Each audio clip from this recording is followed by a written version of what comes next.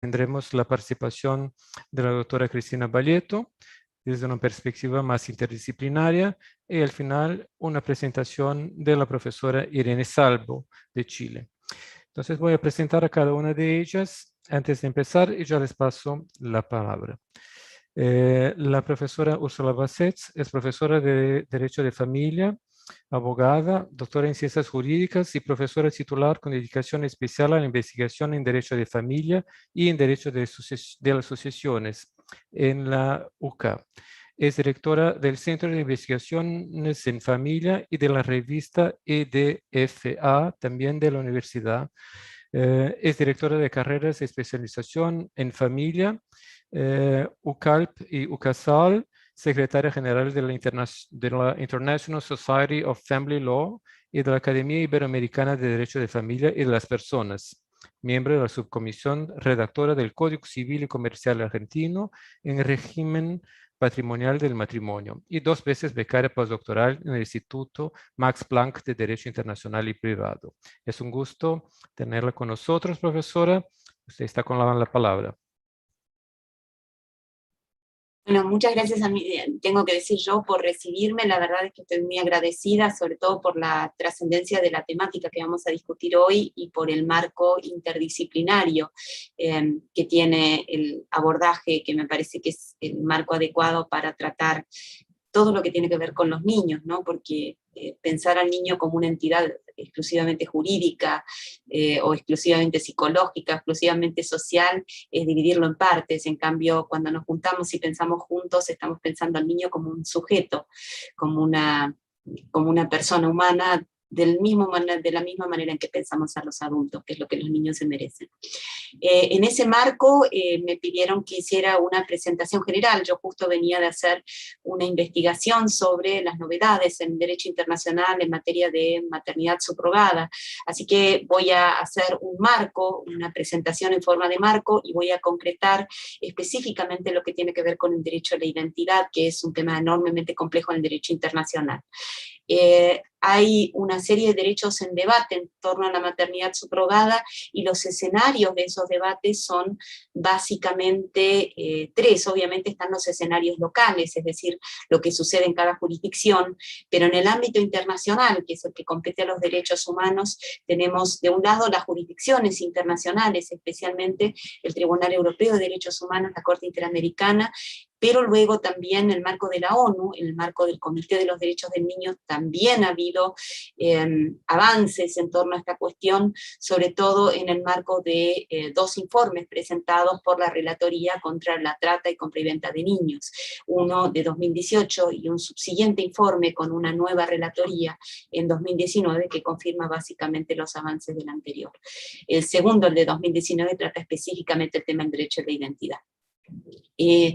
¿Qué derechos están en juego en materia de derechos humanos cuando se debate la maternidad subrogada? Es decir, si uno hace un análisis de todos estos elementos, que obviamente no podremos desarrollar con detalle, pero que si uno hace un análisis de cada uno de estos elementos y trata de abstraer cuáles son los derechos que se debaten, o sea, cuáles son los derechos que están discutidos, de una parte, en la protección a la vida familiar. De hecho, es decir, no la vida familiar de derecho, sino la vida familiar que se constituye y se evalúa como un hecho, que entonces obviamente requiere evidencias para ver si en los hechos esa vida familiar se encuentra consolidada. Para dar un ejemplo, en algunos fallos, en el Tribunal Europeo de Derechos Humanos se ha considerado que esa vida familiar, con los comitentes, con los que requirieron la maternidad subrogada y han entrado al niño desde otra jurisdicción, en un caso transfronterizo, pasaron por ahí 2 años y el Estado ha convalidado esa situación de hecho, aunque no la convalide de derecho. Bueno, ahí hay un derecho de no interferencia, es decir, por parte de la familia que ha comitido, que ha reclamado, que ha encargado a este niño y que lo ha traído desde otra jurisdicción, el Estado, en este caso la jurisdicción internacional, evalúa que hay una vida privada y familiar. En cambio, en otros casos, por ejemplo el caso Paradiso Campanelli, en ese caso se evalúa que se evaluó que no existía esa vida privada y familiar, que no se había llegado a constituir porque el Estado había reaccionado tempranamente y porque había algunos caracteres que impedían la conformación de la vida privada y familiar, como era, por ejemplo, el respeto a la identidad del niño, que en este caso los padres no habían tenido en cuenta. Entonces, los padres, me refiero a los comitentes, ¿no? A los que encargan la maternidad subrogada. Ese caso es muy interesante porque encuentra que en una falta de respeto a un derecho fundamental que tiene que ver con la dignidad del niño como es su identidad, puede impedir la conformación virtuosa de una vida privada y familiar.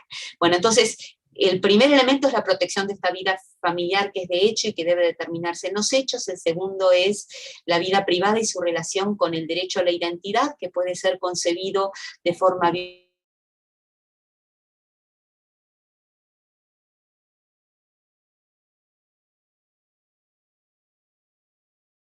en la Convención de los Derechos del Niño, pero en las otras...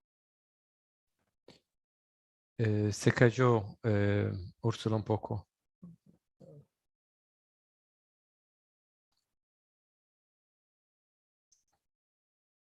La conformación de... Úrsula se cortó cuando empezaba a hablar sobre la vida privada y del derecho a la identidad. Gracias. Si ustedes, si se vuelve a cortar y si tenemos este problema, si quieren, paro, reinicio la computadora y damos lugar a otra conferencia y yo después retomo. Perfecto. No sé qué está pasando con la conexión hoy.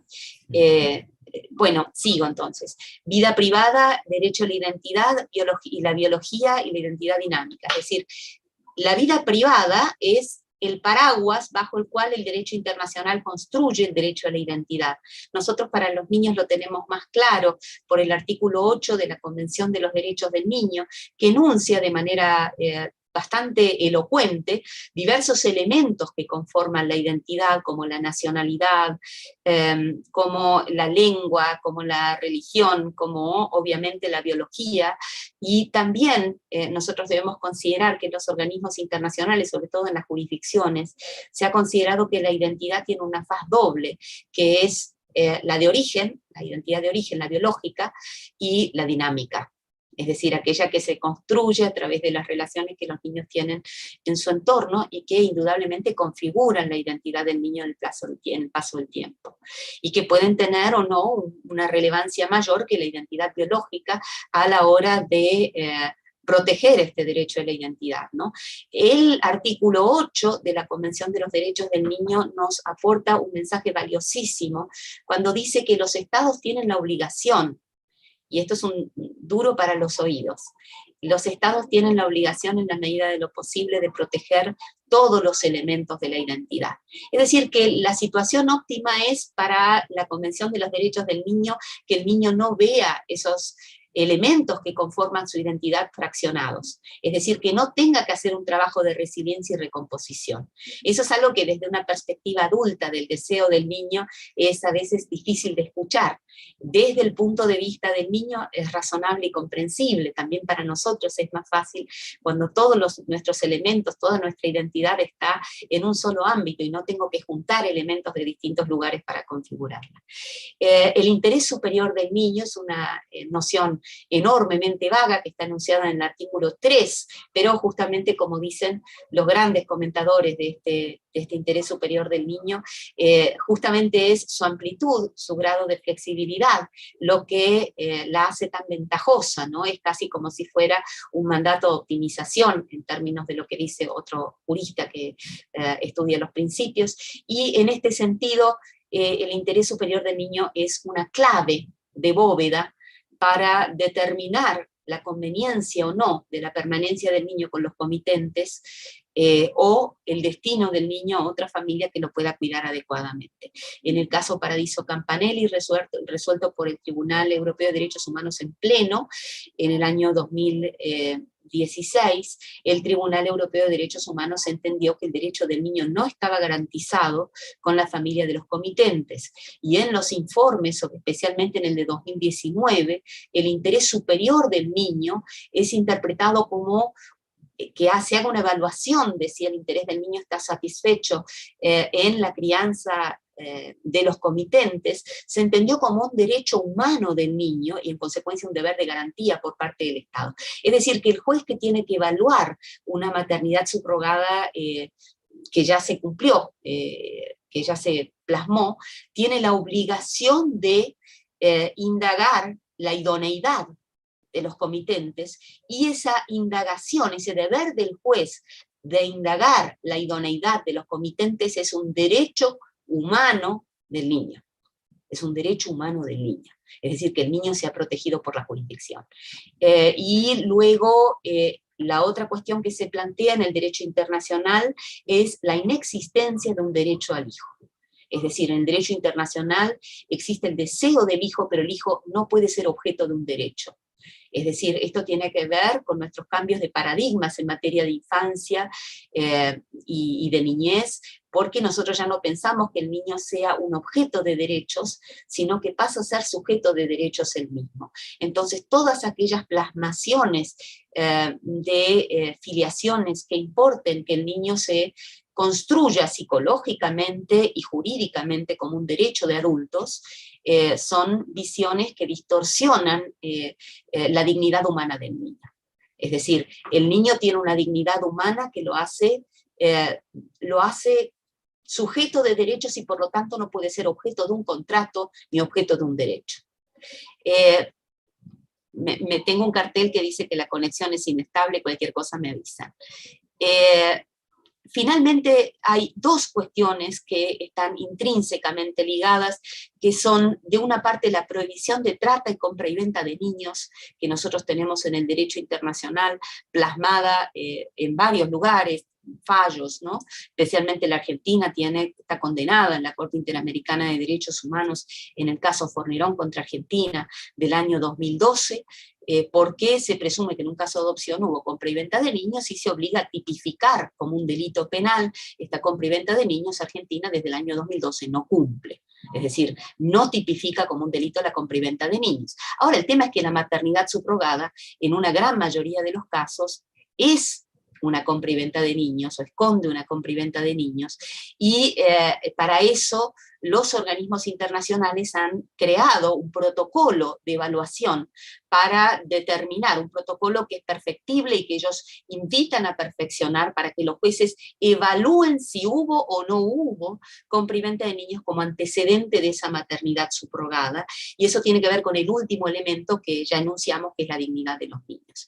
Este deber de evaluación de los jueces de si hubo o no hubo compra y venta de niños tiene que ver no solamente con la dignidad de los niños, sino también con la dignidad de las madres, porque las mujeres muchas veces en situación de desesperación se someten a, no solamente a la gestación, sino a otras formas de trata que menoscaban su dignidad, pero que en la desesperación parecen salidas viables. Yo a partir de ahora entonces paso lo más rápido que puedo a contar algunos elementos que me marqué acá del informe de 2018 de la relatora especial contra la trata y compra y venta de niños.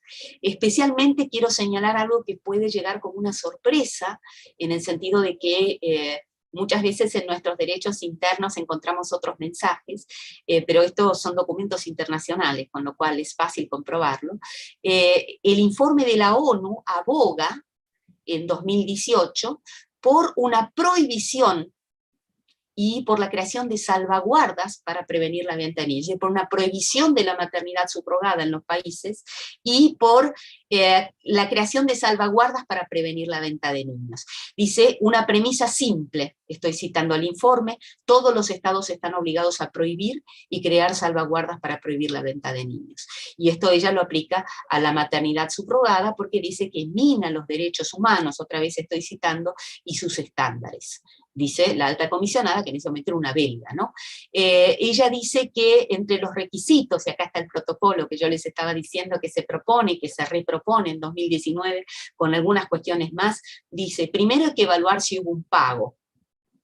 La modalidad del pago puede ser muy opaca, es decir, puede ser no fácilmente perceptible. Pero nosotros pensemos que cada vez que se compra un niño, lo que nosotros estamos diciendo respecto de la dignidad de los niños en general es abominable. Por eso no podemos permitir la compra y venta de niños.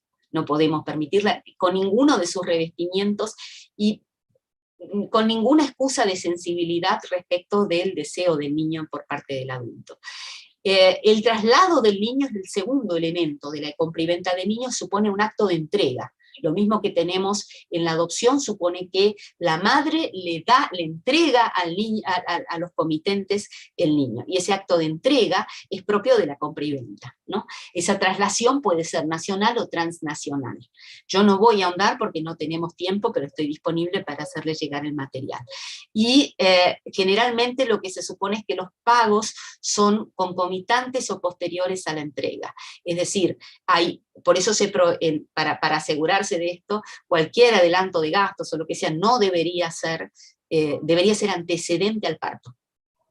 No debería haber, para estar seguros, ningún tipo debería ser antecedente al parto. ¿Por qué? Porque la madre tiene que tener derecho a arrepentirse, porque nosotros cuidamos el vínculo biológico en el derecho internacional, porque lo cuida la Convención de los Derechos del Niño, y porque, como pasa en la adopción, ese respeto tiene que estar. Y son pautas que son durísimas, a poco que las pensemos, y que nos cuesta muchísimo aplicar. Bueno, si avanzamos un poquitito más, para que el contrato sea calificado como comercial, ustedes saben que está toda esta cuestión de la maternidad subrogada de beneficencia, pero todo este problema ya lo conocimos con la adopción. También en la adopción tenemos la excusa de que se conocían entre sí, de que en realidad el comitente era conocido respecto de la gestante. Bueno, para desarticular estas excusas es que en principio debe prohibirse la maternidad subrogada en todas sus formas. Pero en el caso de que se permita la de beneficencia, necesita saltear estos test de calidad, digamos, que son altos, ¿no? Bueno, además de eso se dice que no se trata de una gestante, sino de una madre. Y que hay que entender que quien gesta al niño es una parte de la identidad del niño y debe ser tratada como madre, como en la adopción tratamos a las madres biológicas. No es quien da luz, es la madre, ¿no? Y en este sentido es muy importante trabajar sobre estas ideas que dignifican a la persona humana, ¿no? Bueno, se habla de que no hay derecho al hijo, yo voy avanzando, y habla de, ellos denuncian cuál es el nivel de comercio, que se estima en 2.000, 2.700 millones de dólares anuales, o sea, es un nivel de comercio fabuloso, y los lobbies de presión que hay en materia para la legalización de la maternidad subrogada, que ya denuncia en el informe, y entonces habla de las obligaciones de los jueces. Y aquí es donde me detengo un minuto. La negligencia en investigar si hubo o no hubo compra y venta es una infracción al deber de garantía del Estado que podría concluir con una condena internacional. Implica una forma de connivencia, dice la relatora especial respecto de esto. Dice, el Estado de los padres de intención no puede asumir que la maternidad subrogada es de beneficencia, dado que hay un riesgo de venta de niños tanto en países en que se regula la maternidad subrogada como cuando no se regula. Bueno, es decir que básicamente son tres requerimientos que se le imponen al juez: el deber de investigar, el deber de establecer si se verifica o no el interés del niño en el caso concreto. Dice, no debe castigarse al niño por las circunstancias en que el niño nació. Tiene tanto derecho a investigarse su conveniencia en concreto como en la adopción. No puede ser discriminado respecto de los niños que ingresan en una familia en la adopción. Por eso tiene que haber una garantía de protección de los derechos del niño y una garantía de idoneidad de los aspirantes. Y finalmente hay un deber de investigación de si hubo o no compra y venta. Bueno, yo si quieren después preciso, pero me quiero concentrar en el derecho a la identidad, que ya con eso concluyo.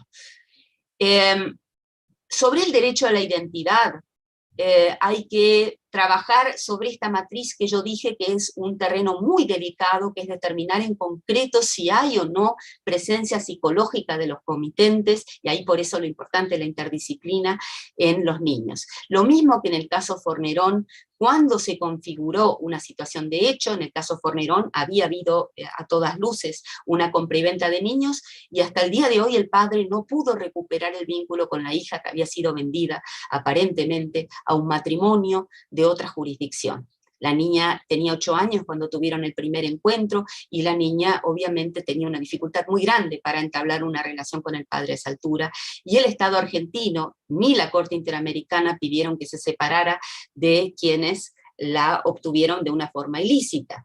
porque obviamente eso era en desmedro del interés del niño. De ahí que no importa si la causa es ilegítima, lo que importa es elaborar si es dañoso para el niño, separar al niño de esa familia de los comitentes. Por eso se habla a lo mejor de que si es necesario hay que evitar la prisión por suposición de identidad si se comprueba que se cometió un delito, lo cual no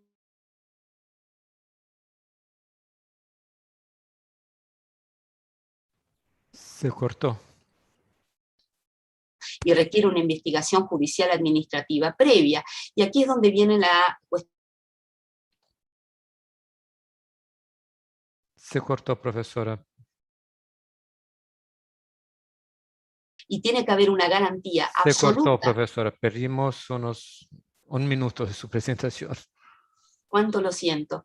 En realidad debería reiniciar este aparato, pero si no tengo que cortar la conferencia y pienso que es peor a esta altura que ya estoy Sí, por yo creo terminar. sí, que mejor continuar.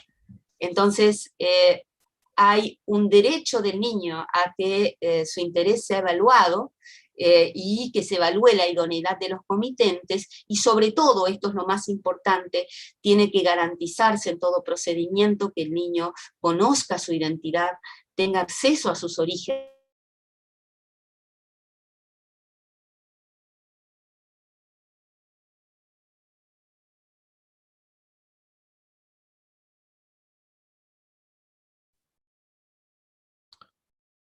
voy a mencionar, Se cortó una vez más. Que el niño tiene derecho a conocer a sus orígenes.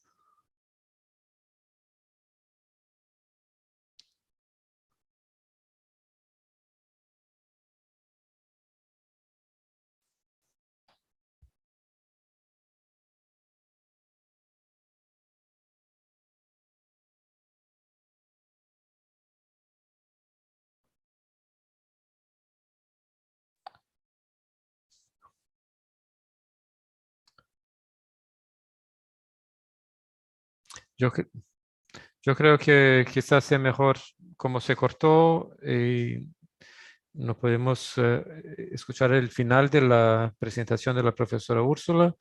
Si podemos empezar con Cristina y después la profesora completa con la parte sobre el derecho a la identidad.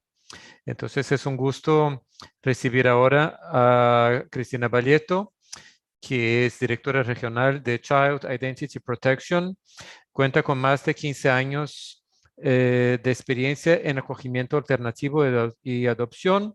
Tiene experiencia trabajando en contextos de reformas legislativas, políticas, institucionales y prácticas en estos ámbitos.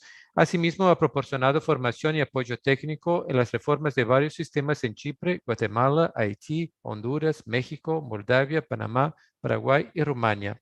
En la última década ha sido consultora para varias oficinas de UNICEF, el Servicio Social Internacional, la Conferencia de la Haya de Derecho Internacional y Privado, así como de la Red Latinoamericana de Acogimiento Familiar. Muchas gracias por participar, Cristina. Es un gusto que esté con nosotros. La palabra es suya. Muchas gracias, Eduardo, y un gusto estar nuevamente con ustedes. Ya creo que hacía aproximadamente un año, año y medio, que nos reunimos por esta misma vía sobre otro tema muy interesante. Voy a compartir ahora mi presentación. Gracias por decirme si se ve. ¿Ya pueden ver? Sí, se ve. Sí, perfecto. Excelente. Bueno, yo el día de hoy voy a dar una perspectiva regional, internacional del derecho a la identidad. Algunos temas se cruzan justamente con los que mencionaba la jueza Bassett y también que Irene abordará más a detalle en el tema de adopción. Se voy a dar una perspectiva un poco más amplia, multidisciplinaria, del derecho a la identidad y de su estado, digamos, actual, ¿no? En primer lugar, como lo mencionaba la jueza Bassett, el artículo 8 de la Convención sobre los Derechos del Niño es el que menciona explícitamente el derecho a la identidad, aunque por supuesto está vinculado con muchísimos otros artículos y disposiciones de dicha convención. Esos elementos que conforman la identidad de acuerdo con el artículo 8 son el nombre, la nacionalidad y las relaciones familiares. El nombre y la nacionalidad han sido elementos muy hablados, muy visibilizados del derecho a la identidad. No obstante, toda la parte de las relaciones familiares todavía es algo que poco se ha abordado, a lo que se ha prestado todavía poca atención a nivel nacional, pero también a nivel internacional. Y otro elemento muy importante del mismo artículo es que se dice que cuando hay elementos faltantes del derecho a la identidad, hay una obligación de los estados de restablecerlo lo más rápidamente posible. Entonces, esa es una obligación bastante fuerte a la que regresaré más adelante en la presentación. Y además tenemos que ver ese derecho a la identidad no solo como un derecho, sino como también una necesidad de los niños, niñas y adolescentes, y que además no solo tiene un impacto en su vida como niño o adolescente, sino también a lo largo de su vida. Y justo voy a entrar a las distintas etapas de ese derecho a la identidad para poder reflejar cómo ese tiene un impacto en muchos aspectos de su vida futura. Voy a dividir mi presentación en varias etapas. La primera es la creación o modificación de la identidad del niño. La segunda, la preservación de la identidad. La tercera, las situaciones donde hay una falsificación de la identidad del niño, niña o adolescente. Y la cuarta parte, la que acabo de mencionar, es la obligación de restablecer la identidad del niño cuando hay elementos faltantes. Bueno, la creación, pues es ese nombre, ese apellido que le damos al niño y que tiene un impacto también en el elemento de la nacionalidad y de las relaciones familiares. La creación de la identidad legal es el derecho a tener todos los elementos constitutivos de la identidad escritos en un documento oficial, ¿no? Es el que conocemos como el registro de nacimiento, las actas de nacimiento, y además es tan esencial porque es la vía, la puerta de entrada para acceder a la multitud de otros derechos de niños, niñas y adolescentes. E implica, por lo tanto, no solo de tener ese documento, pero también de poder acceder a los orígenes de esa persona en todo momento de su vida. No obstante, si bien es algo tan básico y tan esencial para los niños, niñas y adolescentes, todavía hay muchísimos obstáculos para tener una identidad o para tener una identidad completa, ¿no? Hay cuestiones prácticas, como a veces poca inversión, pocos recursos en los sistemas de registro de nacimiento. En muchos países todavía hay un costo, cuestiones financieras vinculadas con el registro y el certificado de nacimiento, o distancias para llegar a las oficinas de registro. Entonces esas son cuestiones prácticas que todavía son un obstáculo para la creación de esa identidad legal. Luego también hay las situaciones, por ejemplo, de abandono, países donde todavía el abandono es criminalizado y por lo tanto hay muy poco registro de informaciones sobre los orígenes de los niños, niñas y adolescentes. En los países donde existen partos, nacimientos anónimos, también hay una dificultad para hacer esa creación de la identidad legal de un niño porque no contamos con la identidad, digamos, información sobre la identidad completa de los niños, ¿no? También países donde hay cajas para bebés, ¿no? Que se supone que es para dar una entrega segura de un niño que es abandonado y para que no sea abandonado en la calle. Si bien esas cajas le dan esa seguridad física, no le dan una seguridad en términos de su identidad, porque no contamos con ninguna información sobre la persona que lo está entregando y por lo tanto ahí también eso dificulta pues la creación de la identidad legal del niño o niña. En términos de biotecnología, ya lo mencionaba la jueza Bassett respecto de la gestación subrogada, pero también de otras tecnologías de reproducción asistida, médicamente asistida, donde hay donaciones anónimas de gametos, de ovocitos, también pues también es muy difícil tener esa identidad completa del niño, ¿no? Y cuando hablamos de identidad completa, aquí estamos hablando de la identidad legal, pero hay toda una perspectiva también psicosocial de la identidad médica de esa persona que están haciendo mediante esas tecnologías. Y por supuesto, en las situaciones de emergencia, de conflicto, desastre natural, o en nuestra región donde se da mucho la migración, también a veces es muy difícil poder garantizar esa identidad legal a los niños y niñas que nacen en esas circunstancias, esas situaciones. Esa primera parte de la creación de la identidad legal de un niño, como decía, si bien es esencial y es como la puerta de entrada para muchísimos derechos, sigue existiendo muchísimos obstáculos en distintas áreas y distintas situaciones que son las que acabo de mencionar, entre otras, ¿no? Ahora, si hablamos que sí hay una identidad legal creada, también hay muchas situaciones en las que se dan modificaciones de esa identidad legal. O sea, ¿de qué estamos hablando cuando hablamos de una modificación? Una puede ser una modificación con una declaración jurídica mediante la cual se emiten nuevos documentos relativos a la identidad del niño. O puede ser simplemente una modificación de facto de la identidad del niño, en el que no existe un documento jurídico, no hay una declaración jurídica que confirme esta situación, pero que sí conlleva una privación de ciertos elementos psicosociales en las relaciones familiares del niño. Entonces, cualquier modificación a la identidad legal de un niño debería ser posible únicamente cuando sea en el interés superior del niño, y aquí creo que la jueza Bassett y yo estamos en la misma línea de que el interés superior del niño es el factor clave cuando hablamos de la identidad y que además responda a sus necesidades de identidad.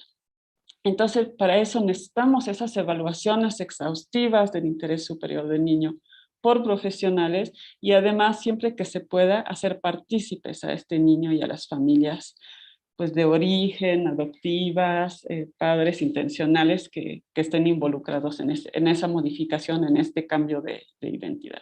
Y lo que debemos ahí, nuestro objetivo como profesionales de distintas disciplinas, ¿no?, es prevenir esas modificaciones indebidas de la identidad familiar de los niños y que todos los documentos que resulten, que estén vinculados con la identidad, sean testigos de una historia familiar de manera transparente e integral.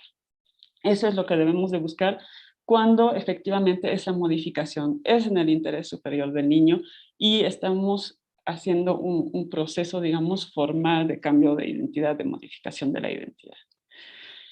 ¿En qué situaciones se pueden dar esas modificaciones que estamos hablando? Bueno, cuando hay medidas de protección, acogimiento alternativo, el niño es retirado de una familia. Necesitamos mantener esa identidad del niño, protegerla. ¿Por qué? Porque si no, no podemos trabajar en el mantenimiento del niño en su familia de origen o reintegrarlo a su familia. En la adopción, Irene regresará al tema de la adopción. Creo que queda muy claro que independientemente del tipo de adopción al que se recurra, sea una adopción nacional, adopción abierta, adopción internacional, deben conservarse todas las informaciones sobre los orígenes familiares para evitar la privación de los elementos de la identidad, ¿no?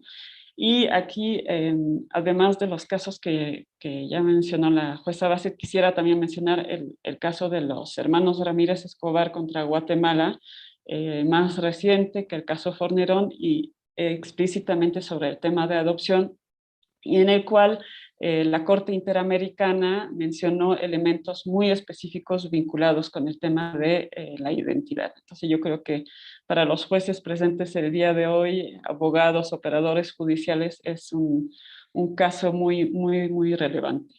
También hay modificaciones, como ya se mencionó, en todo lo que tiene que ver con la biotecnología, gestación subrogada, métodos de reproducción asistida, porque también ahí hay muchísimo tema, pues, el niño nace de una persona y es entregada a otra familia, ¿no? Entonces también puede ahí haber una modificación de su identidad. Ya mencioné los temas de migración y situaciones de emergencia, que esas modificaciones pueden tener un impacto en, por ejemplo, la nacionalidad y la apatridia de los niños, ¿no?, cuando hay esa modificación. Y también todavía hay un problema de portabilidad de los documentos de identidad de un país a otro. Todavía hay poco, a veces, reconocimiento, sobre todo en situación de migración más masiva, donde hay una desconfianza de los documentos de identidad de otros países, o no se pueden probar la identidad de manera armonizada, digamos, ¿no? Y eso también dificulta, pues, la búsqueda familiar cuando hay separación de los niños de las familias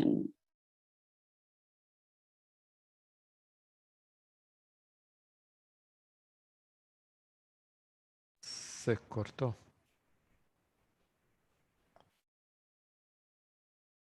Hemos visto que hay muchos otros Se cortó un poco, Cristina. perdón, ¿se oye ahora? Sí, ahora sí. Perdón. Decía también hay muchas otras circunstancias y situaciones que hemos visto que hay también una modificación, un riesgo de modificación indebida de la identidad de los niños. Por ejemplo, en el reclutamiento de niños por grupos armados, ¿no? Se crea una nueva identidad a estos niños, es una nueva lealtad, su familia ya es el grupo armado y incluso se han observado situaciones muy complejas donde incluso se les pide a los niños hacer cosas bastante feas a su familia de origen para confirmar esa lealtad al grupo armado. Entonces también ahí tenemos modificación de identidad en circunstancias muy, muy difíciles. Lo mismo con los matrimonios infantiles, ¿no? Las niñas que o son vendidas o incluso en situaciones donde no hay una venta como tal, pero hay una nueva identidad familiar y un distanciamiento de la familia de origen que a veces hay ese corte que no permite que la identidad en su sentido amplio y las relaciones familiares sea respetada. Y bueno, en temas de sustracción y también hay modificaciones a veces debido a la discriminación en contra de ciertos grupos, ¿no? Entonces ya vimos cómo pues hay la creación de la identidad, a veces una modificación de la identidad, pero todo está vinculado con la importancia de preservar la identidad del niño, niña o adolescente. Y por eso le incumbe, eso queda claro del artículo 8 de la Convención sobre los Derechos del Niño, que los estados tienen la obligación de preservar esa información. Y esa información es el nombre, la nacionalidad y las relaciones familiares, ¿no? Ese elemento tan clave, pero poco visibilizado, como mencionaba. ¿Cuál es el objetivo? Garantizar que la información sobre los orígenes del niño es conservada en un lugar seguro por un periodo indefinido, que haya un acceso de por vida y que esa persona pueda conocer los detalles de sus orígenes familiares. Y para eso, pues sí, hay condiciones que se deben de dar y en particular facilitar ese acceso sin obstáculos financieros, geográficos u otros. ¿Cuáles son las dificultades que todavía vemos para la preservación de la identidad del niño? Sistemas de registro civil y de estadísticas vitales débiles, ¿no? Legislación que no obliga a la preservación a perpetuidad, ¿no? De por vida de esos datos de identidad, lo cual conlleva a una identidad incompleta o que las modificaciones que se dan a la identidad pasan a segundo plano, solamente queda, digamos, una identidad y no es transparente la modificación que hubo. Y también todavía hay cierto conflicto de derechos e intereses, ¿no? Hay países que dan derecho completo a las madres biológicas, ¿no? Que pueden quedar en el anonimato total, como lo mencioné anteriormente, o por ejemplo a las familias adoptivas, ¿no? Que todavía hay un secreto alrededor de la adopción y la legislación no ayuda en ese sentido, ¿no?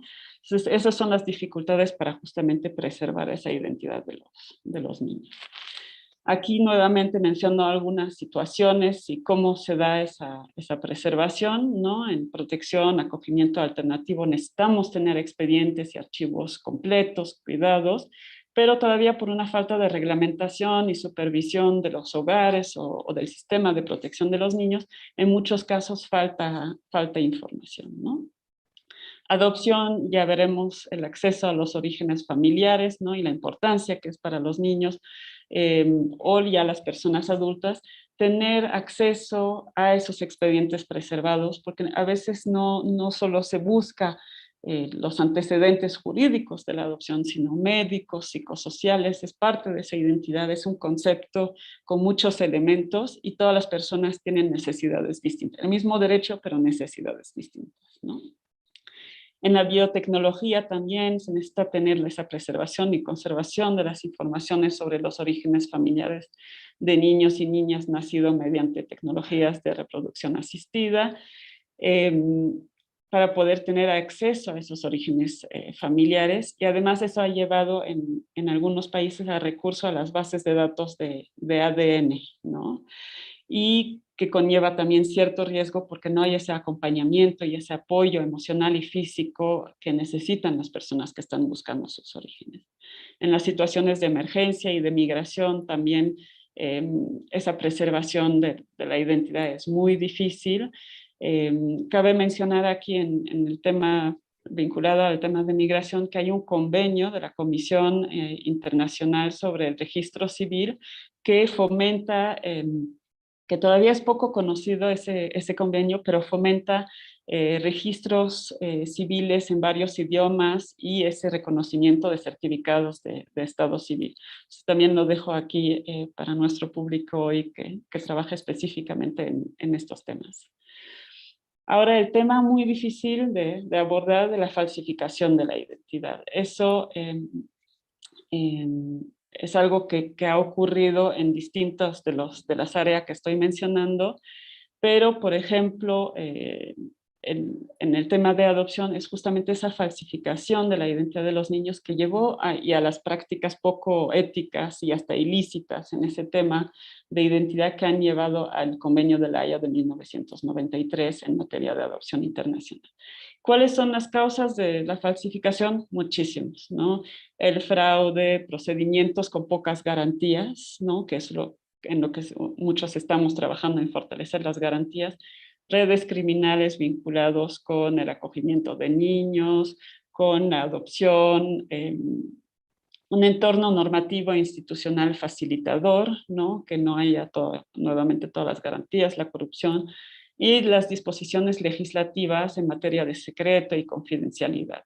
Prácticas tradicionales dañinas, ¿no? También que todavía hay prácticas donde se cambia la identidad de los grupos, de las familias, etcétera, y la prioridad de la protección de intereses de otras personas, como mencionaba, madres biológicas, el anonimato, la omisión de información sobre la madre biológica por solicitud de otras personas, etc. Las consecuencias hemos tenido en materia de adopción, en particular los llamados huérfanos de papel, ¿no? Niños que realmente no eran huérfanos, pero por la falsificación de la información sobre su identidad parece que eran huérfanos y pudieron ingresar a un proceso de adopción.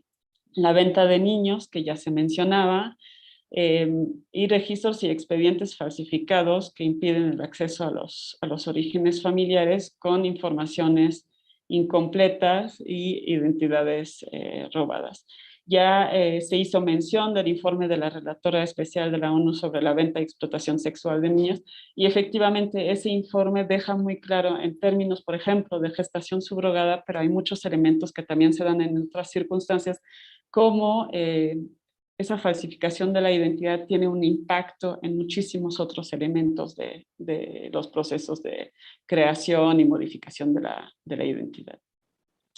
Y ya para concluir, o casi concluir, me gustaría tocar el tema del restablecimiento de la identidad, que como decía es un elemento del artículo 8 que queda muy claro a cargo de los estados, ¿no? Cuando hay elementos faltantes de la identidad de un niño, niña o adolescente, del nombre, de la nacionalidad y de las relaciones familiares, quiero repetir eso porque justamente ese último elemento es el que no está tan visibilizado, los estados tienen la obligación de restablecer rápidamente su identidad. ¿Cuáles son los desafíos? Pues el entorno normativo, leyes y reglamentación todavía restringidas, estándares que eran inferiores al momento del acto, ¿no? del evento, prescripciones de los delitos en materia de falsificación de identidad y todavía sistemas de registro civil y estadísticas vitales con recursos limitados para registrar esa identidad completa, ¿no? Y cualquier modificación. ¿Cómo podemos prevenir eso? Pues crear oportunidades para acceder a los expedientes y registros sobre la identidad. Y se han desarrollado poco a poco en distintos elementos respuestas que los estados están dando a esas situaciones de elementos faltantes en la identidad. En particular ha habido grupos de trabajo, ¿no? Sobre cómo dar respuesta a esas prácticas ilícitas y prevenirlas a futuro, facilitar la búsqueda de familia, la búsqueda de orígenes con procesos de acompañamiento psicosocial, expedientes y registros digitalizados, procesos nacionales de disculpa, memoria, justicia transicional, que voy a mencionar a continuación algunos, Y también en este último punto de la justicia transicional, el relator especial sobre la promoción de la verdad, justicia, reparación y garantía de no repetición hizo un enfoque muy particular en cómo puede utilizarse, digamos, esos procesos de justicia transicional para dar respuesta a esas situaciones de no cumplimiento de la edad completa de las personas, ¿no? Algunos ejemplos aquí. Menciono nada más estas dos áreas porque son áreas que conozco bien y que he visto en los últimos años que se han ido llevando a cabo esfuerzos de restablecimiento de la identidad. En Quebec ha estado en las noticias en los últimos meses, esas residencias para niños y niñas de comunidades indígenas durante décadas, donde eran alejados de sus familias, ¿no? Durante mucho tiempo.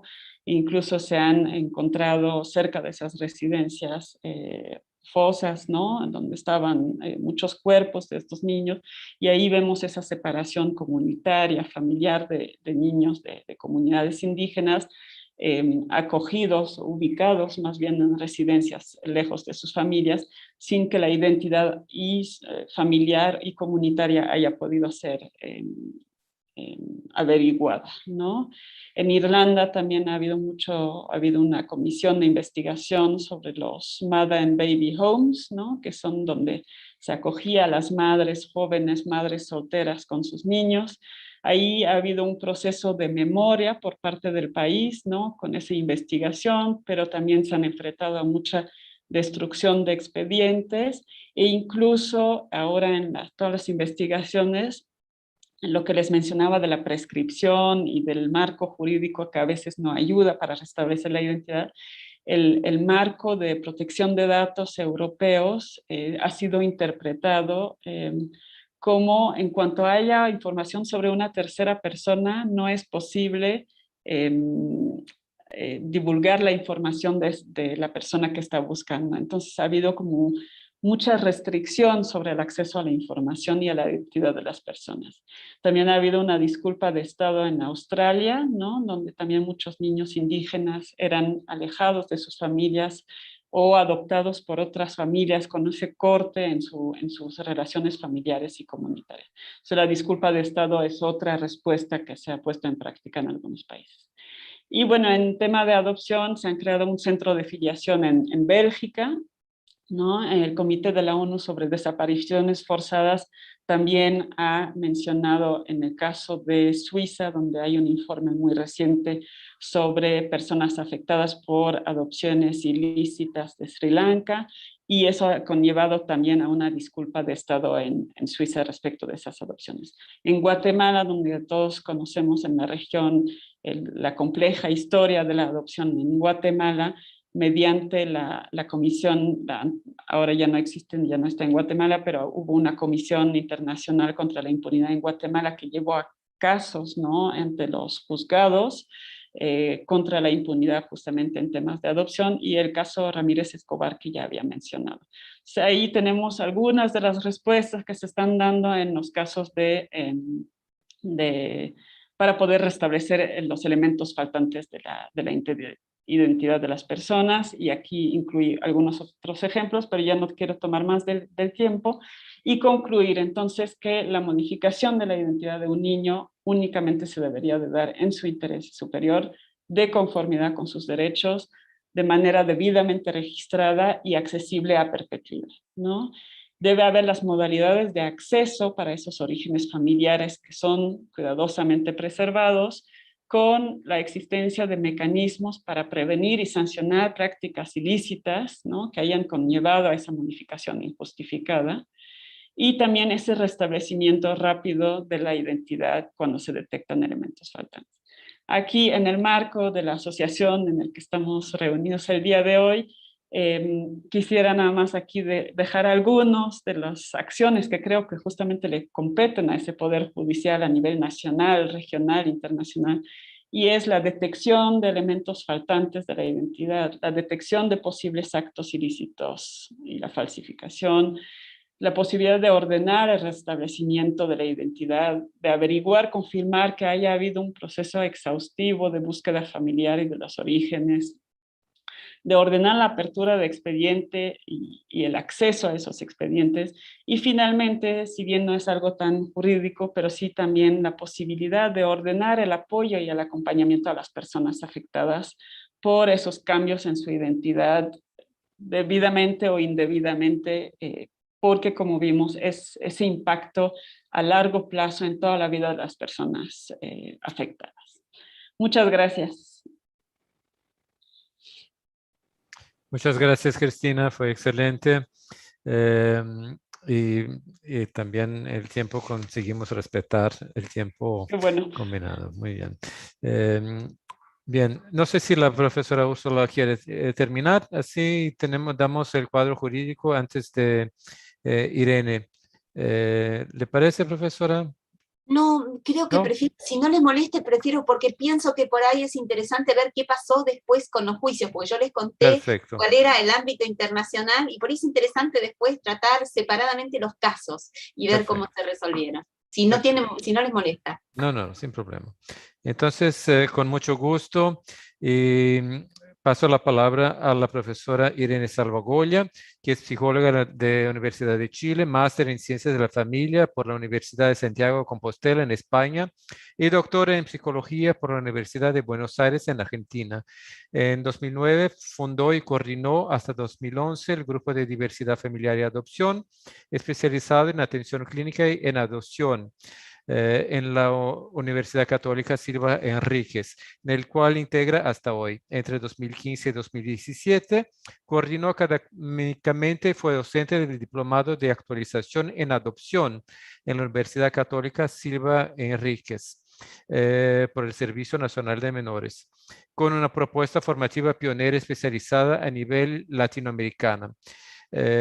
Ha sido investigadora en varios proyectos sobre adopción, historias de adopción y búsqueda de orígenes, y es investigadora principal de un proyecto en que repensa la adopción desde la perspectiva de los niños, financiado por la Agencia Nacional de Investigación y Desarrollo.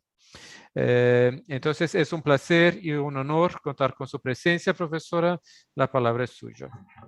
Muchísimas gracias, Eduardo, gracias por la invitación y también me siento muy honrada de compartir este espacio con la doctora Úrsula Bassett y con la doctora Cristina Baglietto.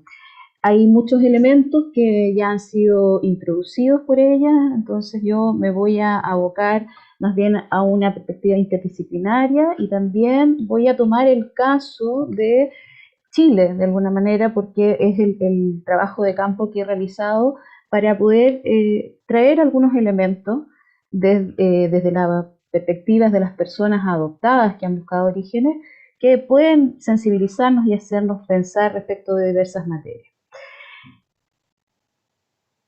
Entiendo que se ve mi presentación, ¿no es cierto? No hay problema. Perfecto, gracias. Entonces, el primer punto que quisiera abordar tiene relación con problematizar y ampliar el sentido aún restringido que le damos al derecho a la identidad en muchas de nuestras legislaciones a nivel regional y por supuesto también en las intervenciones profesionales, pensando en la necesidad urgente de ampliar su comprensión y aplicación para responder a los desafíos presentes y futuros en línea con la operacionalización efectiva de una perspectiva centrada en las necesidades y los derechos plurales y singulares de cada niño, niña o adolescente. Como dicen diversos autores, la identidad, no podemos, ¿no es cierto?, no hay otra alternativa que tener una matriz interdisciplinaria porque es un derecho sumamente singular y complejo, y la identidad es una noción compleja, fluida, abierta y multifacética que involucra múltiples dimensiones, como ya han señalado las expositoras, en el sentido de dimensiones físicas, subjetivas, sociales, genéticas, étnicas, entre muchas otras. Como refiere Nichols, la identidad podría describirse como un fenómeno extraño e intangible. Es difícil de definir y es muy dado por sentado cuando lo tenemos. Sin embargo, lo buscamos desesperadamente cuando se nos niega, ¿no? Lo que pasa a muchísimas personas en el sentido subjetivo. En el campo de los procedimientos adoptivos, judiciales y psicosociales, como señala también Golse, la identidad no puede ser considerada un proceso meramente informativo, burocrático o administrativo, sino que debe ser considerado un proceso principalmente subjetivo y narrativo, ¿no? Narrarse y un relato coherente sobre sí mismo. Y las rupturas y los cortes limpios, ¿no es cierto?, con los orígenes que distintas autoras, como por ejemplo Anca Doret o Claudia Fonseca han mencionado, ¿no es cierto?, o Carla Villalta han mencionado y han abordado desde la antropología, repercuten directa y decisivamente en la subjetividad de quienes son intervenidos en diversos dispositivos y deben negociar el significado de la adopción en sus biografías y sus identidades. Es decir, poder construir un relato sobre la adopción, los orígenes y la identidad implica también construir una forma de pensar, asumir y sentir los distintos aspectos que se entraman alrededor de estos temas. Al igual que todos los seres humanos, las personas adoptadas probablemente realizan esto con un esfuerzo y un trabajo mucho mayor por todos los elementos y los obstáculos que mencionaba muy claramente Cristina en su presentación anterior. Por lo tanto, tienen que continuar a lo largo de su ciclo vital elaborando, reelaborando y reescribiendo sus historias de vida, muchas veces careciendo de elementos y coordenadas identitarias centrales. Ahora bien, lo que nosotros entendemos por los orígenes y la identidad es algo que sigue siendo muy debatido, muy disputado y que involucra también una serie de luchas ideológicas y políticas. Por eso me gusta traer la definición de Yair Ronen, que es una especialista en justicia terapéutica centrada en el niño, de origen israelí, cuya propuesta es redefinir el derecho del niño a la identidad como un derecho a la protección estatal de los vínculos significativos para el niño, niña o adolescente, derivado, por supuesto, como ya he mencionado, de su dignidad humana. Para Ronen, la Convención de los Derechos del Niño debe ir mucho más allá y reafirmar su compromiso con una identidad dinámica e interdependiente construida por los niños, niñas y adolescentes. Junto con ello, ¿no es cierto?, el derecho a la identidad es un derecho que es absolutamente inseparable del principio de autonomía progresiva, del principio de interés superior del niño y el principio de participación infantil para que podamos reducir también el paternalismo predominante en las intervenciones. Por lo tanto, aquí, Ronen también establece algo que yo creo que es muy enriquecedor, que es ampliar incluso los vínculos, no solo con el mundo humano, sino que también los vínculos del niño con objetos, con animales, con objetos de la naturaleza, lugares geográficos, etnias, cultura, etc., ¿no?, en un sentido muy amplio. Así, cada Estado debe proteger, según este autor, el derecho a esta identidad individualizada, conociendo los deseos y sentimientos del niño con respecto a sus vínculos basado en la comprensión empática de la experiencia que vive cada niño, niña y adolescente en particular. En tanto, estos son los lazos que van a delinear su identidad. En este sentido, Ronen plantea que la definición legal de familia es una construcción social que no captura verdades eternas. Por tanto, los lazos consanguíneos o legales no siempre implican lazos psicológicos estables o permanentes para el niño. Es necesario recurrir siempre a sus percepciones subjetivas para saber quiénes ocupan ese lugar en la vida del niño. Nuevamente, el derecho a la identidad requiere la aplicación también de una debida aplicación del principio de participación infantil. La ley debe responder entonces con cautela a estas relaciones y evitar los intentos de dictar rígidamente que solo las relaciones preconcebidas por nosotros los adultos sirven al interés superior del niño. Solo, dice Ronen, si la ley fomenta la participación de cada niño en la definición de quiénes son los lazos significativos para él, el niño podrá convertirse también en un adulto capaz de expresarse con autenticidad y se sentirá protegido de ser quien es.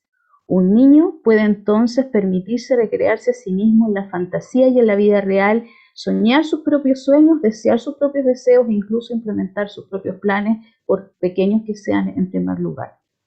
Si los profesionales y los actores del Poder Judicial escuchamos y comprendemos estos aspectos tan significativos y de pertenencia al mundo interpersonal del niño, este niño podrá crecer con mayor confianza. Así, esta comprensión permitirá que las decisiones aseguren no solo que los niños mantengan estos lazos, sino que también puedan desarrollar otros nuevos que surjan de este mundo personal.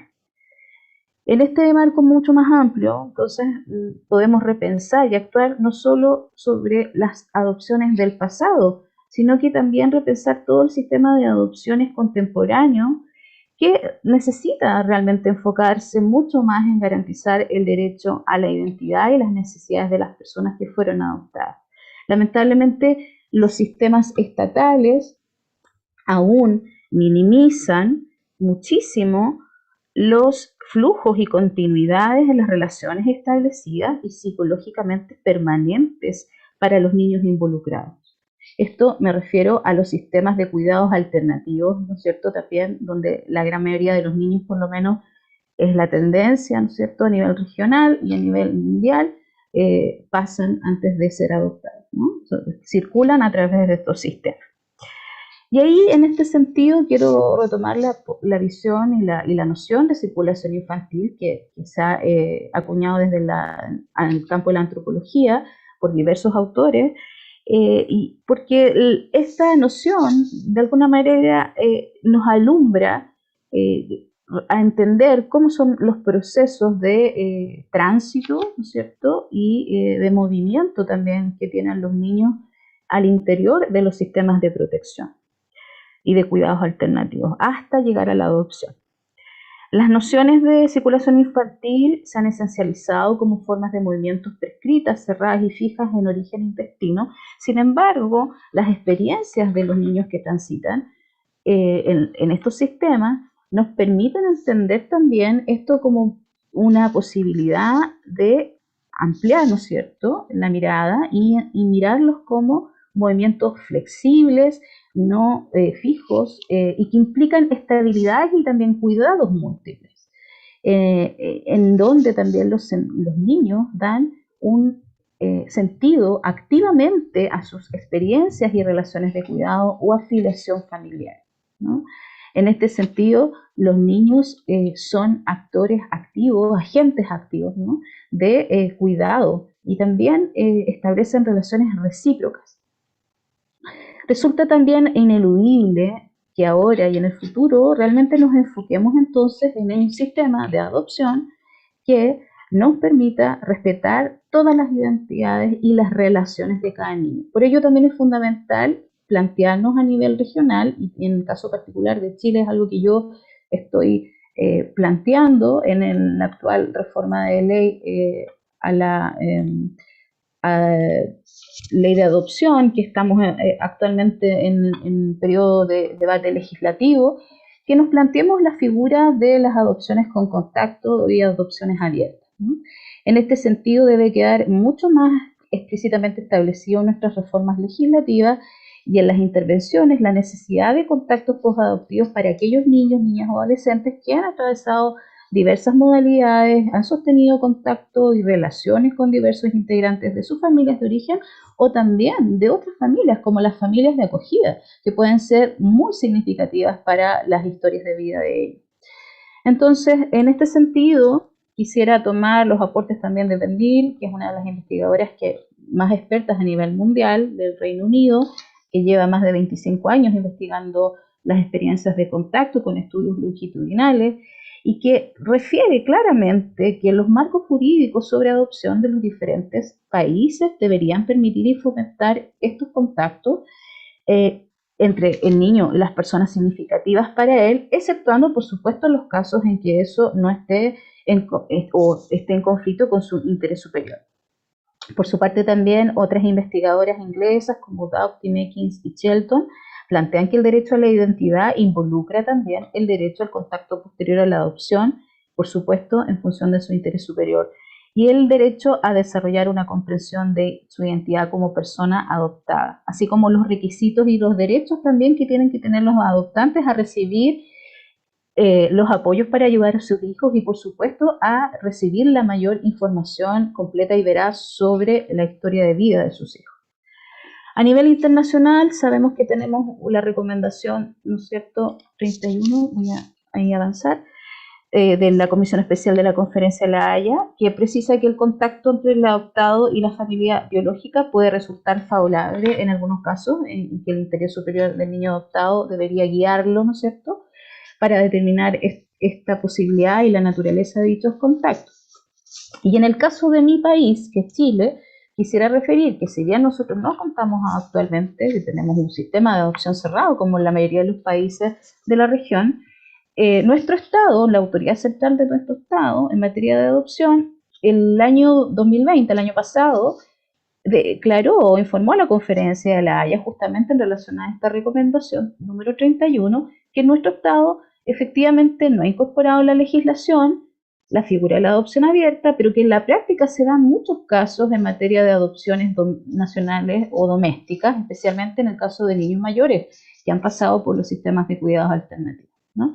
Entonces esto es algo que puedo confirmar plenamente, además, a través de mi trabajo de campo, que me muestra que durante la última década muchas familias están realizando de manera sin marco legal y de manera totalmente espontánea, intuitiva e incluso con una fuerte sensación de clandestinidad, el contacto con los integrantes de las familias de origen. No solamente me refiero a hermanos, sino que también progenitores u otras figuras significativas para el niño de su familia de origen, o contactos con las familias de acogida de sus hijos, ¿no? Y estos contactos están orientados a garantizar el bienestar de sus hijos, porque las familias tienen claro que es algo que los niños están pidiendo o necesitando. Sin embargo, no tienen el marco para poder realizarlos con un acompañamiento técnico debido. Y ahí dejo para que ustedes vayan leyendo una viñeta, por ejemplo, de una madre adoptiva que señala cuán vigilados son los contactos y cómo los profesionales incluso señalan que tienen que tener, prohíben de alguna manera establecer todo tipo de contacto entre familia de acogida y familia adoptiva cuando los padres evalúan que, sin embargo, es algo que es para el bienestar del niño mantener ese contacto y esas relaciones. Y cómo entonces, de manera prácticamente clandestina o con ese sentimiento de clandestinidad, las familias intentan. Entonces, nosotros tenemos que atender a las tendencias globales y nacionales, evaluar estas situaciones caso a caso y apoyar también a los equipos técnicos que están siendo demandados en este sentido, porque requieren marcos legales, reglamentos y orientaciones técnicas para protocolizar sus acciones, lo que va a ir, por supuesto, en beneficio principalmente de los niños, niñas y adolescentes adoptados y de sus familias. Nuestras legislaciones deben contar con figuras jurídicas más flexibles como la adopción abierta para regular estos acuerdos y planes de contacto y para que justamente no vivamos a espaldas de la realidad, ¿no? Y de las necesidades de hoy en el presente de los niños. Por otro lado, la segunda parte dice relación con algunos elementos que he tomado también del trabajo de campo. Yo creo que es importante analizarlo, si bien no me estoy refiriendo a niños, acá me refiero a personas adultas. Quiero presentar algunos hallazgos de mi investigación sobre personas adultas adoptadas que realizaron procesos de búsqueda de orígenes a través del programa especializado del Estado, porque creo que eso alumbra o ilumina algunos elementos de los cuales tenemos que sensibilizarnos, ¿no? Y escuchar también cuáles son los impactos subjetivos que tienen determinadas legislaciones, determinadas prácticas profesionales, que por supuesto no tienen malas intenciones, pero que sin embargo obstaculizan de múltiples maneras el cumplimiento efectivo del derecho a la identidad. Bueno, voy a avanzar. Para avanzar entonces en estos procesos adoptivos es fundamental entender que las personas adultas adoptadas y los niños también, por supuesto, pueden ofrecernos una serie de conocimientos y saberes que son críticos para mejorar las legislaciones y las intervenciones profesionales. En el caso, ¿no es cierto?, hay una muy baja investigación sobre estos temas. Ustedes saben que Hay una serie de países que están impulsando programas especializados de acompañamiento a búsquedas de orígenes. Sin embargo, se ha sistematizado poco respecto de cómo las personas adoptadas viven la experiencia de acompañamiento en estos programas, ¿no? En el caso chileno, nosotros tenemos incorporada la figura de este programa que funciona desde el año 95, petición del Centro de Adopción Sueco por inquietudes presentadas por chilenos de origen adoptados por familias suecas. Y luego este programa se formaliza a través de la Ley de Adopción del año 99 propiamente tal, con su reglamento. No obstante, la incorporación del derecho a la identidad en la ley vigente en Chile y en el programa es muy limitada porque se incorpora también la figura de la reserva, ¿no es cierto?, en un contexto de adopciones cerradas y entonces eso dificulta también el acceso. No me voy a detener, voy a plantear, sí, es importante que se sepa que muchas de estas personas realizan o se enteran muy tardíamente, ¿no es cierto?, de su estatus adoptivo, de que son hijos adoptivos, y por otro lado, realizan búsquedas de orígenes secretas en muchos casos, sin que incluso sus familias lo sepan, ¿no?, sus familias adoptivas. Quiero plantear aquí un punto que es una de las primeras barreras que las personas identifican. Por un lado, la edad para iniciar las búsquedas de origen, ¿no es cierto? Como vemos en esta viñeta, esta se trata de una joven que está esperando durante años, desde los 16 años, quiere ya iniciar su proceso de búsqueda de orígenes y desconoce que podría haberlo iniciado con el permiso de sus padres desde los 16 a los 18, y espera el mismo día que cumple los 18 años a las 8 de la mañana, se va a iniciar el procedimiento. Entonces ella señala justamente que considera que la edad en sí misma no constituye un requisito para poder acceder, ¿no es cierto?, a su derecho a conocer sus orígenes. Por otro lado, hay un vacío de información, hay problemas en la difusión de los programas, porque muchas personas desconocen que existen estos programas, por lo tanto ahí tenemos un desafío enorme en las políticas públicas para que las personas no solo conozcan su derecho, sino que también conozcan qué servicios de apoyo, con qué servicios de apoyo cuentan. Hay algo muy interesante, pero que tiene que ver con algo que creo que está a la base también de cómo se aborda muchas veces la búsqueda de los orígenes, y que dice relación con que muchas veces las personas que buscan orígenes se sienten infantilizadas o minorizadas en la intervención.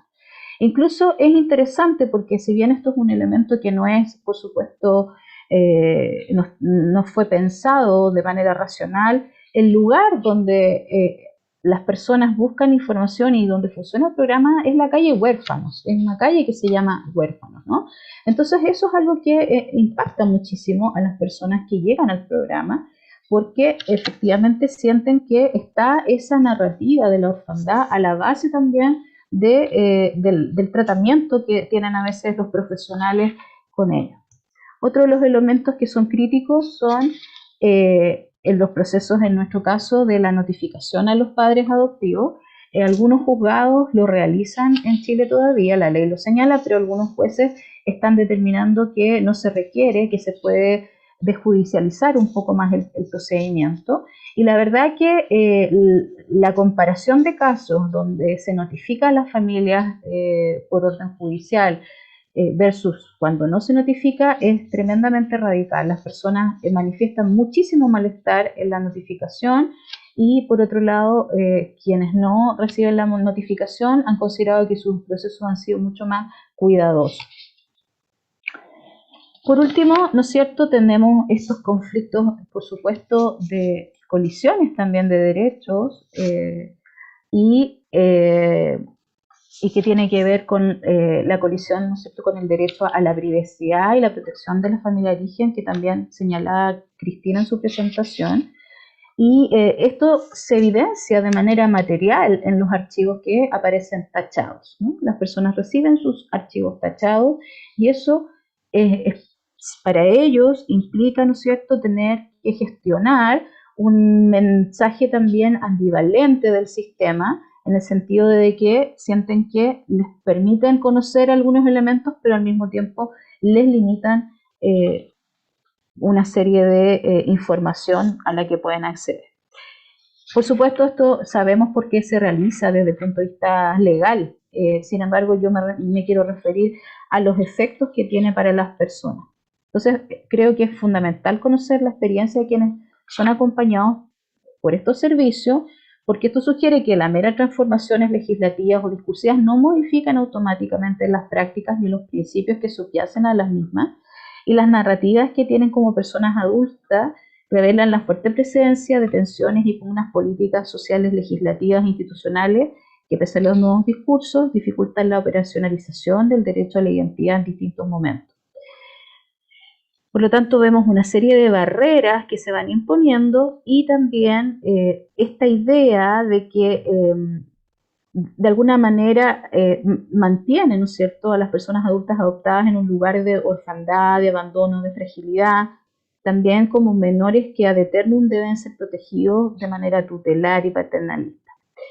Como contraparte, también podemos observar que las personas entrevistadas se resisten a estas narrativas dominantes y fortalecen su agencia de múltiples maneras o a través de diversas estrategias. Por último, señalar respecto de lo que mencionaba Cristina, ¿no es cierto? En nuestro caso también, hemos todos referido al informe de la relatora especial, ¿no es cierto?, de Naciones Unidas del 2017. En nuestro caso también tenemos un desafío enorme en diversos países de nuestra región. En el caso chileno, este es un proyecto fotográfico que hemos hecho con el grupo de Hijos y Madres del Silencio y que buscan también justicia y reparación en materia de vulneración al derecho a la identidad. Muchísimas gracias por escuchar. Muchísimas gracias, Irene, fue excelente. Estamos en Brasil también trabajando con el tema de adopción abierto, con contacto. Entonces, es un gusto poder escucharlo sobre el tema. Yo voy a pasarles las preguntas, así también damos la oportunidad a la profesora Úrsula Basset para presentar también sus consideraciones sobre el derecho a la identidad. Pero me pareció muy interesante la referencia a Yair Ronen por Irene, y desde esta referencia voy a intentar hacer un vínculo entre las presentaciones, porque cuando habla de todos los vínculos geográficos con objetos o étnicos o culturales, yo pienso mucho en la cuestión de adopción internacional, que fue una cuestión que tanto Irene como Cristina habló. En Brasil, por ejemplo, se hace mucho adopción interracial, que impacta mucho la cuestión étnica. Y yo sé que en algunos países como Estados Unidos, esta cuestión de adopción interracial fue muy criticada justamente por violar el derecho a la identidad. Y cuando hablamos en adopción internacional, eso hay un impacto mucho más grande. Entonces, mi pregunta es, ¿cuál es el lugar de la adopción internacional? Una de las preguntas es esta. ¿Cuál es el lugar de la adopción internacional delante del derecho a la identidad? Hay países como Holanda que no permiten más la adopción internacional en razón de algunas situaciones irregulares, y yo vi que en Argentina el Código Civil y Comercial también exige que las personas sean residentes en el país para la adopción. Una otra cuestión, y estamos hablando en un ámbito de una asociación internacional, es si la situación de gestación por subrogación que la profesora Úrsula nos trae también nos exigiría un régimen internacional para pensar la cuestión de identidad. La profesora Claire Ahmad de Nueva Zelanda escribió en nuestra revista hace unos 2 años diciendo justamente esto, que la gestación por subrogación se traslada cuando los países inician a hacer reglamentaciones más estrictas sobre este proceso. Hay un traslado comercial, inclusive para países donde esta reglamentación es más débil. Entonces, ¿hasta qué punto podemos pensar en la garantía del derecho de identidad sin un régimen internacional, incluso pensando en la situación de estos niños que son de una cierta manera víctimas de este proceso internacional y su situación jurídica se queda no muy reglamentada. Yo pienso, por ejemplo, en las adopciones por homosexuales en Italia, o la gestación por sustitución en Italia, por homosexuales cuando llegaban y en Italia no tenían sus situaciones reconocidas, o incluso la adopción por homosexuales. Cristina habla de ADN. Estamos viviendo la situación de pandemia con todos los riesgos de tecnología. ¿Hasta qué punto la solución tecnológica es realmente una solución o una situación que nos pone más riesgo aún? Y tenemos una pregunta que está íntimamente ligada con esta cuestión tecnológica. Si la pandemia y la situación de COVID causó también situaciones de pérdida de identidad por orfandad, por ejemplo. Tendremos, y comunico a todos que tendremos un excelente webinario el próximo día 30 sobre este tema de orfandad y COVID con la profesora Lucy Clover de la Imperial College de Londres. Entonces, les invito a reflexionar con nosotros y doy la palabra primeramente a la profesora Úrsula, si puede hacer sus comentarios finales sobre el derecho a la identidad y también pensar con nosotros sobre estos temas en el ámbito internacional. Bueno, yo me perdí por problemas de conexión una parte de la excelente exposición que vi al final, solamente Cristina Baglietto, y también muchísimas gracias, Irene, una exposición interesantísima, muy linda también la cita de Jair Ronen, que creo que entronca bastante con la inteligencia que hace la Corte Interamericana del Derecho a la Identidad como un derecho que es vasto, es decir, que no se refiere exclusivamente a la identidad en cuanto que origen, y creo que en realidad se alinea bien con el artículo 8 de la Convención. Nosotros en Argentina tenemos una reserva, que es el lenguaje de derechos internacionales, el lenguaje más fuerte para oponerse a un texto de derechos humanos, a la adopción internacional, así como está presentada en la Convención de los Derechos del Niño.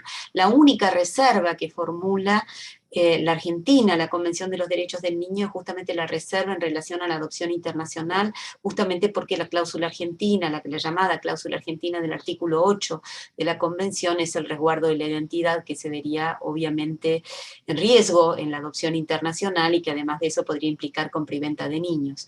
Y por esa razón la Argentina es más bien, tiene una posición no solamente en el Código Civil y Comercial, que apenas refleja la fortaleza con la que la Argentina combate la adopción internacional.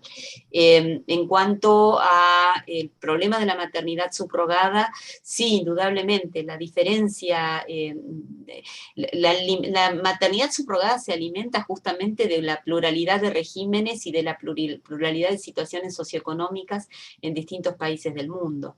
Es decir, por eso es que también la Convención de la Haya está trabajando en un documento conjunto que supuestamente nos va a ofrecer entre 2022 y 2023, según lo último que pude ver, y estamos esperando a ver cuando se presente este informe cuáles van a ser estas recomendaciones que va a hacer la Haya, cuáles son las recomendaciones para tratar de uniformar a nivel internacional.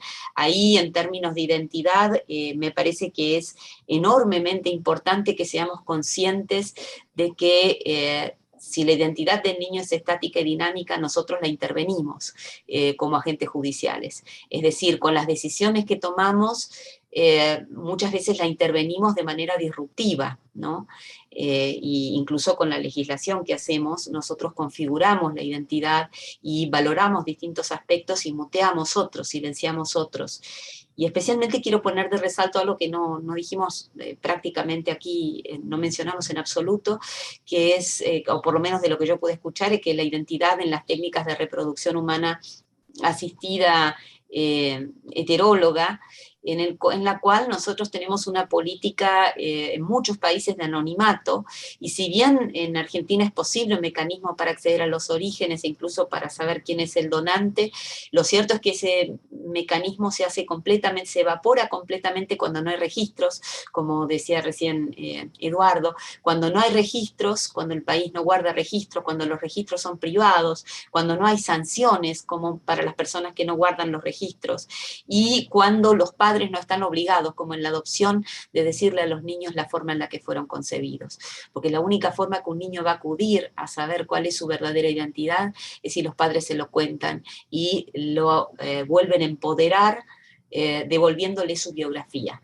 Es decir, cuando el niño se hace dueño de su biografía, porque las leyes obligan a los padres a ser respetuosos de esa biografía. Muchas gracias. Cristina. Gracias, Eduardo. Voy a intentar retomar brevemente cada una de las preguntas. En el rol de creo que la primera era sobre el rol de la adopción internacional hoy en día, ¿no? Efectivamente, como mencionas, con los informes recientes que emitieron algunos países, está otra vez llevando a cabo un replanteamiento, ¿no? En las última década y un poco más, el perfil de la adopción internacional ha ido cambiando, ¿no? Como algo positivo, hay más adopciones internacionales, nacionales, donde los niños pueden permanecer en su país con familias con cierta afinidad lingüística, cultural, religiosa, étnica, ¿no? Entonces se ha ido en muchos países fortaleciendo esa adopción nacional y por lo tanto ha habido un descenso de las adopciones internacionales, que si lo vemos en términos generales es algo muy positivo porque mantenemos esa identidad de los niños, su cercanía con el entorno que conocen, ¿no? Porque además cada vez los niños declarados en estado de adoptabilidad son niños más grandes que ya tienen una conciencia mucho más fuerte de su entorno de vida y de su historia familiar, ¿no? Entonces, si lo vemos a nivel, digamos, tanto nacional como internacional, ha habido esos cambios, ¿no? Y efectivamente están saliendo a la luz muchas situaciones donde ha habido prácticas ilícitas, ¿no? Y entonces también ahí hay que replantear no nada más cómo respondemos a esa situación, sino cómo las prevenimos a futuro, ¿no? Entonces sí hay muchos cuestionamientos en cursos y acciones por parte tanto de los países de origen como los países de recepción para dar respuesta a esas situaciones, incluyendo las búsquedas de orígenes que mencionaba Irene también. En cuanto a la gestación subrogada, estoy totalmente de acuerdo con lo que mencionó la jueza Bassett. Yo quisiera mencionar un documento que si bien todavía no es un tratado, no es el tratado que está trabajando la Conferencia de la Haya de Derecho Internacional Privado, sí hay unos principios internacionales que se trabajaron de manera regional, de manera entre muchos expertos, incluyendo la doctora Ashman que mencionabas, Eduardo, que también se trabajó durante varios años, que ahora se aprobaron en el grupo, pero también tienen el reconocimiento internacional ya como unos principios, no son vinculantes, pero tienen esa perspectiva, si bien como hablamos, muchas partes están involucradas en la gestación subrogada, al igual que en la adopción. Esos principios toman una perspectiva de derechos de los niños, niñas y adolescentes y mencionan justamente ese derecho a la identidad, ¿no? Ese respeto y ese cumplimiento del derecho a la identidad, porque justamente por esa diversidad de marcos normativos que intervienen en la gestación subrogada, tenemos desde países que lo prohíben totalmente, a los que lo autorizan completamente, y algo en medio que no permiten, pero sí lo reconocen, y al final el que está afectado, cuyos derechos están en juego, es el niño por su filiación, por su identidad. Entonces tenemos que tomar esa perspectiva de los niños y así lo hacen esos principios internacionales.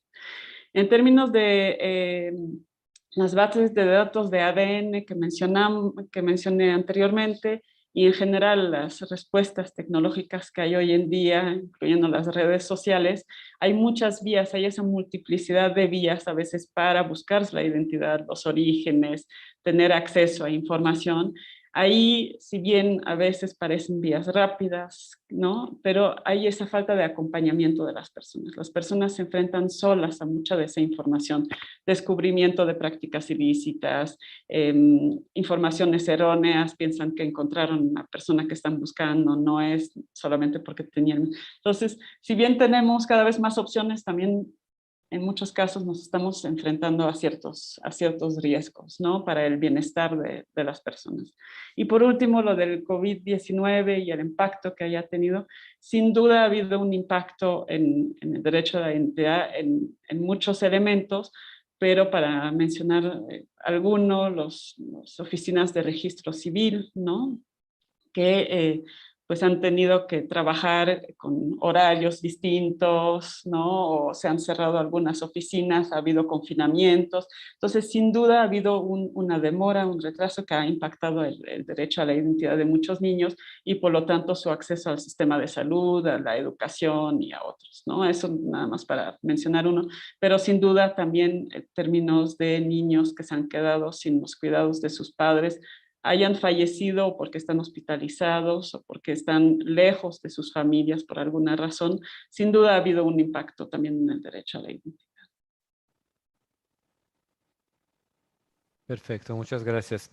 Irene, hay una cuestión suplementaria para usted, para que hable sobre el derecho a información, búsqueda de orígenes, con el principio de autonomía progresiva. ¿Cómo pensarlo en cuanto a niños para que puedan acceder progresivamente a esas informaciones?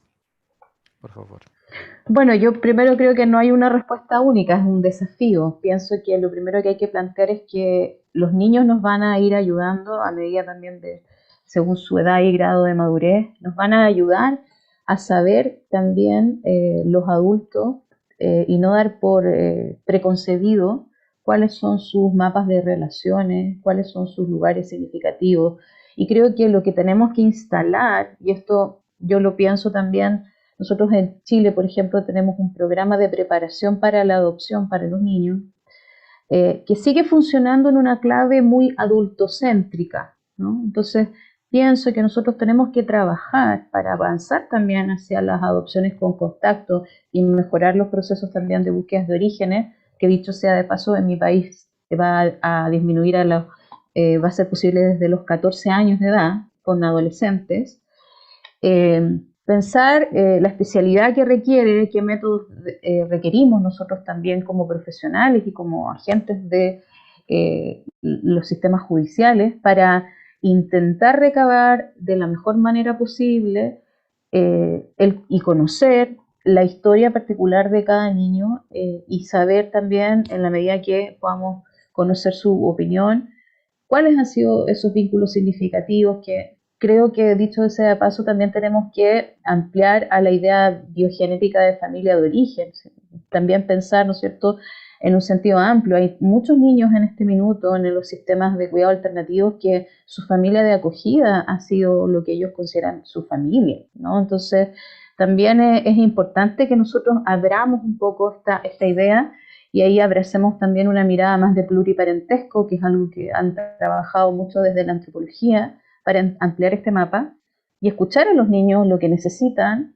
Entendemos que el interés manifiesto no necesariamente va a orientar las decisiones, pero tenemos que incorporar mecanismos para, en audiencias reservadas, etcétera, en distintas instancias también y a través de profesionales especializados, los mecanismos respectivos para que los niños nos informen y consideremos esa opinión valiosa en la preservación de la información y de estas relaciones significativas, para establecer después los acuerdos o planes de contacto o preservar la información relevante para las búsquedas de origen.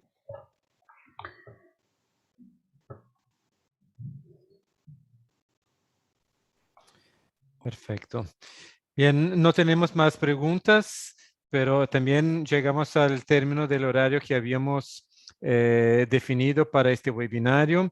Entonces, me gustaría darles una palabra, un momento para una palabra final a cada uno de ustedes para que puedan también saludar a las personas que nos escuchan y para que podamos encerrar. Profesora Úrsula. Bueno, gracias por este espacio. Me parece que es un espacio maravilloso y acogedor para reflexionar sobre el cuidado que debemos a la integralidad de la identidad del niño en todas sus dimensiones y expresiones, ¿no? Y cómo eso significa prácticamente un paso atrás, una suerte de, me permiten una exageración, que no, yo no lo siento exagerado, una suerte de veneración por esa identidad que es sacral, es decir, es como la nuestra, cada uno de nosotros trabajamos sobre nuestra identidad de la adultez como adultos que le debemos al niño lo mejor que podamos darle, según nos dice la declaración. Creo que nosotros tenemos que tener conciencia de que esa identidad del niño es sacral, y antes dar un paso atrás que adelante, es decir, resguardarla en todos sus extremos y tratar de no ser disruptivos con ella, sino cuidadosos, como haríamos con unas jarras de cristal, ¿no es cierto?, con una delicadeza enorme. Y tuve la sensación, a lo mejor es atrevido de mi parte, que este espacio expresaba ese sentimiento, así que agradezco enormemente y me he sentido muy feliz de poder compartir con ustedes tres y con los que nos están escuchando. Cristina. Bueno, también reiterar mis agradecimientos, ¿no? Por la invitación, por la participación, por haber compartido con ustedes el día de hoy esa reflexión. Yo creo que es un proceso de reflexión necesario, cada uno por cómo en lo que trabajamos, desde la perspectiva que lo veamos, aportamos, ¿no? Yo creo a abrir esos derechos de alguna manera que están escritos, pero traerlos a la práctica, aprender de las personas que los están reclamando, ¿no? Que están solicitando el cumplimiento como debería de ser, ¿no? Entonces, creo que fue un aprendizaje mutuo. Agradezco mucho nuevamente y esperamos seguir conversando y reflexionando todos juntos. Muchas gracias. Gracias. Profesora Irene. Bueno, también me sumo a los agradecimientos. Creo que como región necesitamos unirnos en estas reflexiones y en estos cambios. Así que felicito también, Eduardo, por todas estas iniciativas que estás llevando a cabo de reunirnos, ¿no? a conversar y a reflexionar sobre los desafíos que tenemos en el presente, en el futuro, y también los desafíos de la reparación de las adopciones del pasado. Yo creo que comparto con Úrsula esta mirada más casi sacra, ¿no? de que tenemos que tener un enfoque muy sensible, todos los actores que estamos en distintos lugares, ¿no es cierto?, de los procedimientos y los procesos, una mirada sensible, atesorar la información, generar desde, como lo planteaba Cristina, desde el principio de los principios, todos los mecanismos de preservación en adelante, ¿no es cierto?, hasta lo que implique incluso la restitución del derecho a la identidad. Son muchos los pasos que hay que cubrir, muchos los momentos, muchos los elementos que hay que resguardar, y en todo eso contribuimos todos los que estamos acá, y por supuesto los magistrados o los jueces tienen un rol fundamental en este sentido, para que no quebremos a los niños, no los fragmentemos, ¿no? Sino que al contrario ayudemos a que los niños puedan tener derecho a esa dignidad que los va a hacer únicos, y a que nosotros preservemos como un tesoro su historia y su identidad y sus relaciones significativas. Eso, así que muchísimas gracias a todos. Gracias.